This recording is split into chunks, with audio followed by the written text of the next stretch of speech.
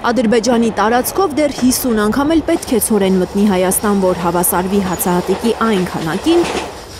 որ ամեն տարի ստացվում էր Արցախից։ Հաշվում են գյուղատնտեսներն ու զարմանում, Հայաստանում սպառվող հացահատիկի 20-ից 30%-ը ապահովում էր Արցախը։ Հիմա ուրախանում ենք, ինչ է թե Ադրբեջանի տարածքով ռուսական ու ղազախական ցորեն է եկել։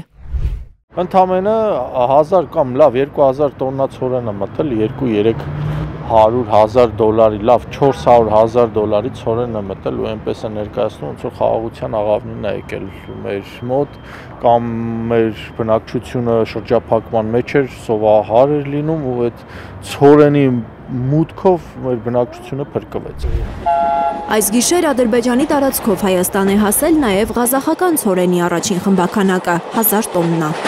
Հայաստանի տարածքային կառավարման և ենթակառուցվածքների նախարար Դավիթ Խուդատյանը Հայաստանում Ղազախստանի դեսպան Բոլատ Իմանբաևն են այրում կայարանում դիմավորել ցորենով բեռնված գնացքը։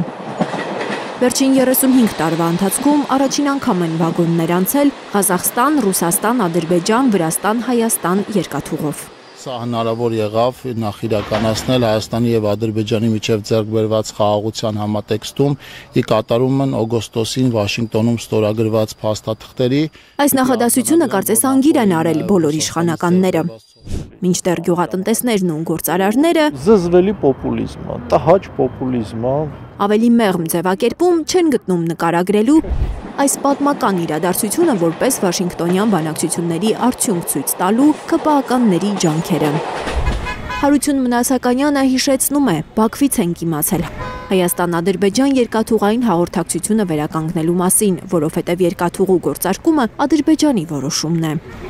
Այն ըստ փորձագետի Բաքու-Մոսկվա պայմանավորվածության արդյունք է, Վաշինգտոնյան բանակցությունների հետ կապ չունի։ Այդ երկաթգիծը Ռուսաստանի և Ադրբեջանի միջև փոխհամաձայնեցված գործողություն է, այսպես ասած, նույնը Ղազախստանի և Ադրբեջանի միջև։ Մոսկվան ու Բաքուն երկաթգիծը շահագործելու որոշում են կայացրել, քանի որ Ռուսաստանին հիմա երկաթուղային բեռնափոխադրումն է ձեռք տալիս։ Ուկրաինական հարվածների հետևանքով բազմաթիվ նավթավերամշակման գործարաններ են վնասվել Դաշնությունում։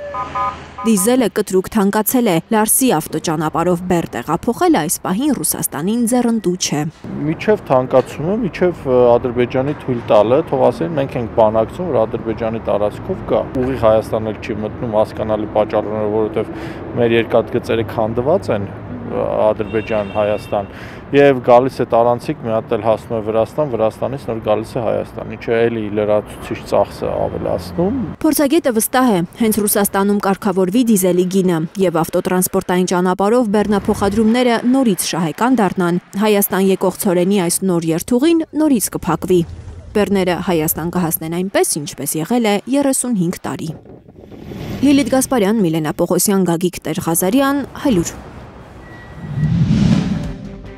Հայաստանում եւ աշխարհում տեղի ունեցող իրադարձությունների մասին առաջինը իմանալու համար բաժանորդագրվեք մեր ալիքին։ Սեղմեք զանգակը, որ բաց չթողնեք ամենահրատապը, ամենակարևորն ու հետաքրքիրը։